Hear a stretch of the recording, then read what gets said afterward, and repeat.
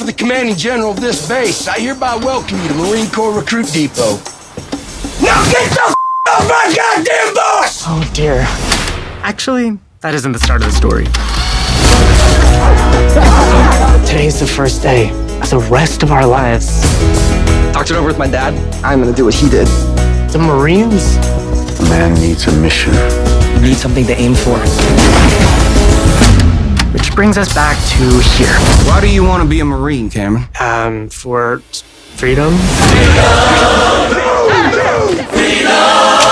What I see before me is a collection of f***ups, jerk-offs, and fat bodies. I told you it was gonna be rough. I thought that you meant like mud and some bug bites.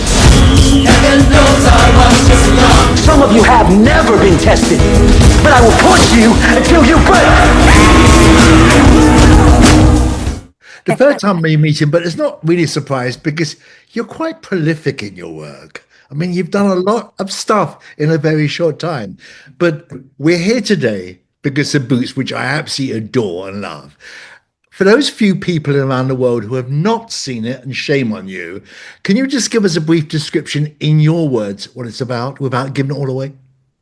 Sure. This is Boots is a new show on Netflix based on a memoir called Pink Marine by Greg Popewhite, about his experience going into the Marines with his best friend under Don't Ask, Don't Tell. He was gay, or he still is, and his best friend is straight. So it's both about a friendship and about that particular time where, the Don't Ask, Don't Tell was a very tricky thing to navigate. Silas, what made you want to get involved in this? Well, a couple of things. I worked with Andy Parker, who's the showrunner. We worked together on Tales of the City. And, I directed a block. I directed 2 episodes, but one of them was one of the ones that Andy wrote. And it had this great scene that was all of these amazing gay actors around a dinner table having a sort of controversial conversation that kind of hit, whatever. Yeah. And so we just had a great experience. And then when he got the show, he hired me early on. And I love stories where the container is people thrown together from all different backgrounds for completely, potentially all different reasons. And then very high stakes. They need to rely on each other, get to know each other, hate each other. So I think it's rare that we get to see people from diverse worlds, forced into one barracks together. You got to direct 4 and 5, which are 2 of the most emotional episodes. Did you get a choice of which ones you could do? Andy chose those for me because he worked with me, and I was really glad. I think my very first episode of TV for Transparent was episode 5, and if 10, episode series, 5's kind of like where everything turns. Yeah, and I did that for Dickinson too. My first season I did with them was included episode 5, and I just love it. It's sort of that moment before everything falls apart, and so he chose for me, which I was very thrilled about because I love both of those episodes so much. This has brought me to a question which I've always wanted to ask, and I had dinner with an executive from Netflix, and he could answer it. How, when you've got such a group of directors and writers, do you get an authentic story, but it's seamless flow? How does that happen? Well, a number of things. I mean, the showrunner, there's usually a writer-producer on set as well. And it's interesting because, I came from indie, and so I didn't know the answer to that until I did it as well. But really, there's so much to do in terms of there's a sort of flow. If you think about different directors directing plays, they're still the play, right? They have this sort of stamp on it. But they don't do a scene at a time like you're doing. Yeah, that's true. Yeah.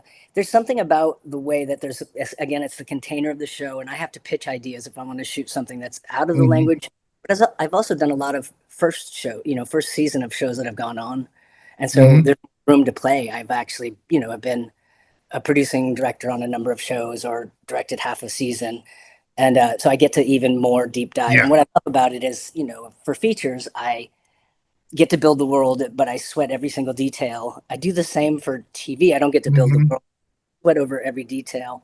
But then it's up to them. Like, I don't have to, it's above my pay grade whether they want, these ideas to work for them. It's pay grade.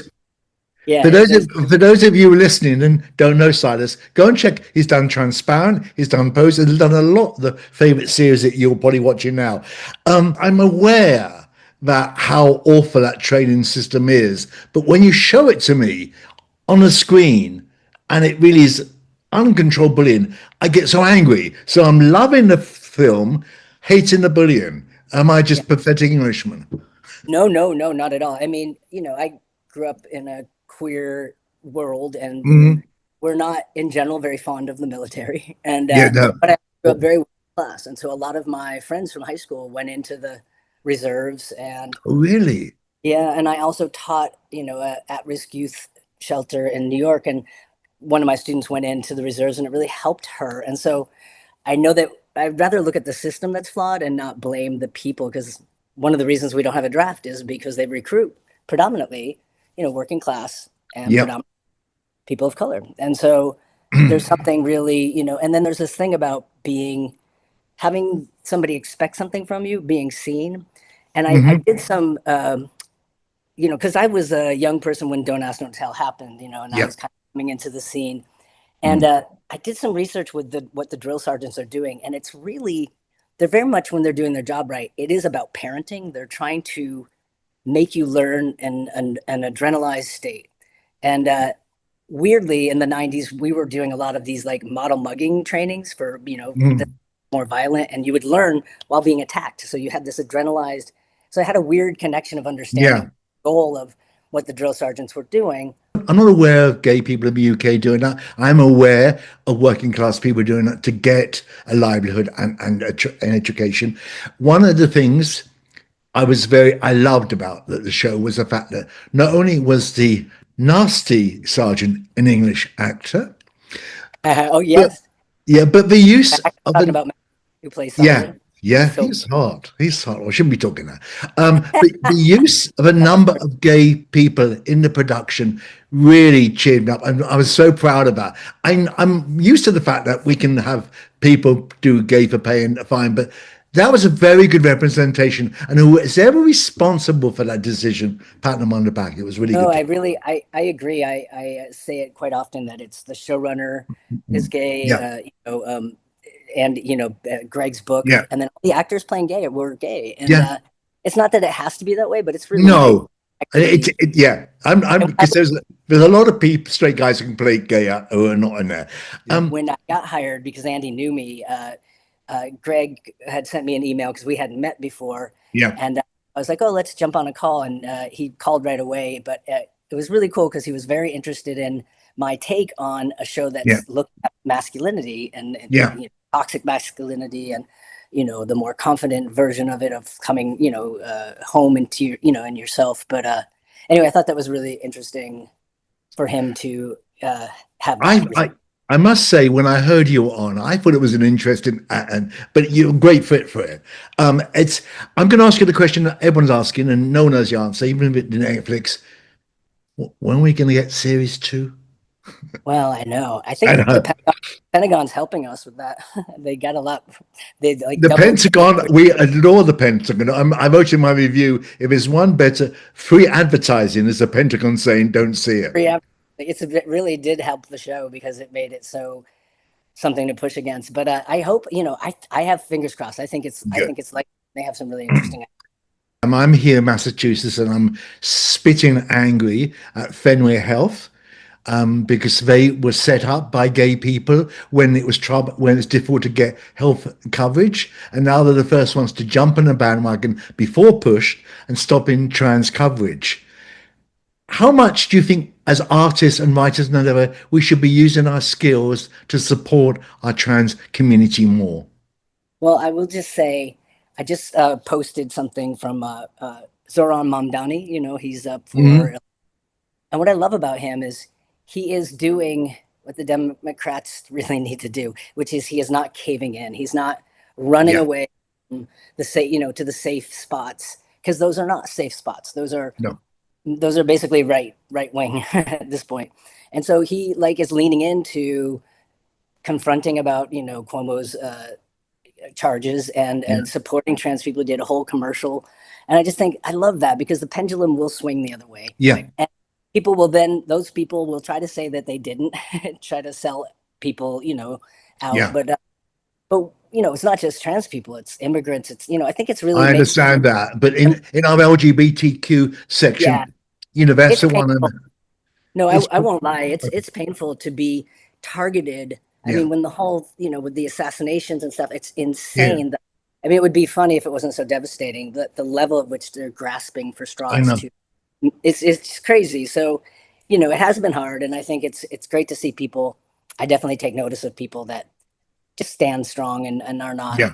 Yeah. leaving. Yeah. I'm the thing about Hen Fenway will go on to somebody else. I just wanted to add that I have a re-release of my first film, By Hook or By Crook. Oh, which you won many awards for. Yeah, thank you. And we got recently restored through grants from Sundance and the Academy. And Altered Innocence is the new distributor, and it's coming out sometime. We love Frank.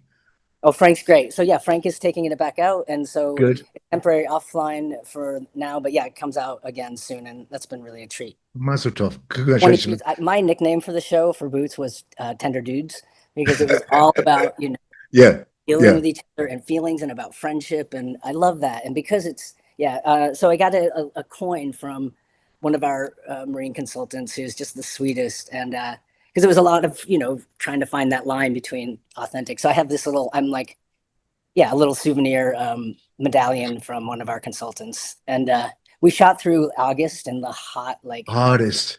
Where did you shoot? New Orleans. Ah. So yeah, very hot. Well, good luck with that, and good luck with your next productions, whatever they be. And I know we'll see each other very soon about that. And I hope so. Thank you so much. Yeah. It's always hard for everybody. I didn't think it'd be so lonely here. Some of you in this room will carry a lot of weight in your pack. We've all got something to carry. Things will turn around. Just gotta show them. Sometimes the clothes do not make the man. Get your feet up! These aren't boys to you, they're numbers. They are people's sons. My son. My mother told everyone I died. The first day. You've only been here for one day.